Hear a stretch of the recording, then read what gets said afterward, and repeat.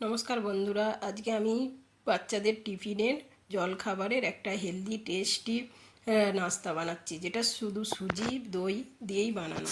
কিন্তু বাচ্চাদের এটা কোনো ক্ষতি হবে না, খুব ভালো টেস্টি জলখাবার। এটা বাচ্চাদের টিফিনে একদিন দিলে রোজ রোজ বাচ্চারা খেতে মন করবে। আর নিজেরা তো খাওয়াই যাবে।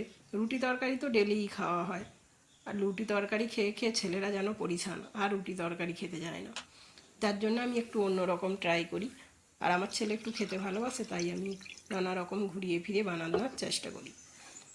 তাই আমি এই সুজি রেসিপিটা বানাবো। সুজিটাকে আমি 15 মিনিট আগে দই দিয়ে, যতটা পরিমাণ দই সেই পরিমাণ সুজি দিয়ে ভিজিয়ে রেখেছিলাম নুনের সঙ্গে। আর এদিকে আমি আলুটা সিদ্ধ করে নিয়েছিলাম। আলুর সঙ্গে আমি ওই শুকনো লঙ্কা আর জিরে ভেজে একটু ধনে দিয়ে ভেজে মেখে নিচ্ছি। তার সঙ্গে একটু ধনে পাতা আর পেঁয়াজ কুচির পরিমাণ কমই দিয়েছি, আর লবণ।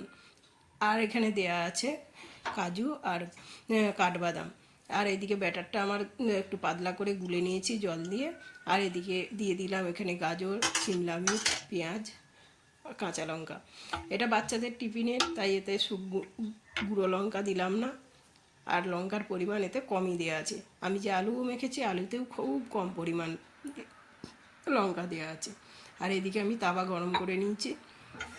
তাওয়ায় একদম অল্প পরিমাণ তেল দিয়ে তেলের উপরে ব্যাটারটা দিলাম। ব্যাটারটা দিয়ে হালকা করে চাড়িয়ে নেব। এটা খুব পাতলা হবে না, আবার খুব মোটা যেমন করতে চাই তেমন হবে, কিন্তু খুব পাতলা করলে এটা ভাজতে পারা যাবে না, মানে খুন্তিতে তোলার ব্যাপার থাকে। তো ব্যাটারটা দিয়ে আমি তার উপরে দেখো আলু মাখাটা দিয়ে দিয়েছি। আলুটা পুর হবে, পুরে আলুটা দিয়ে দিলাম, আর উপর থেকে আমি আলুটা পুরো আবার ব্যাটার দিয়ে ঢেকে দিলাম। কিন্তু বন্ধুরা, যে যেমন ঝাল খেতে পছন্দ করে এটা একটু ঝাল দেবে সেই হিসাবে, কিন্তু বাচ্চাদের খাবার পরে আমি ঝালটা কম দিয়েছি। এবার এটা হালকা আঁচে, আমি মিডিয়াম আঁচে 4-5 মিনিট হতে দেবো। হতে দিয়ে এক সাইডটা ভালো সেকা হয়ে যাবে।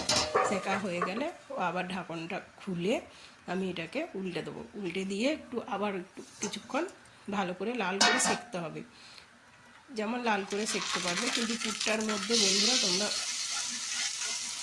পনির দিতে পারো, মাশরুম থাকলে মাশরুম দেওয়া যেতে পারে, চিজ থাকলে চিজ দেওয়া যেতে পারে, কিন্তু আমি এত কিছু দিলাম না। আমি একদম তারই মধ্যে সিম্পলের ওপরে করছি। আর তেলের পরিমাণ তো একদম কম, তেলের পরিমাণ একদম কম বলে এটা একটু বেশি টাইম দিয়ে সেঁকতে হবে।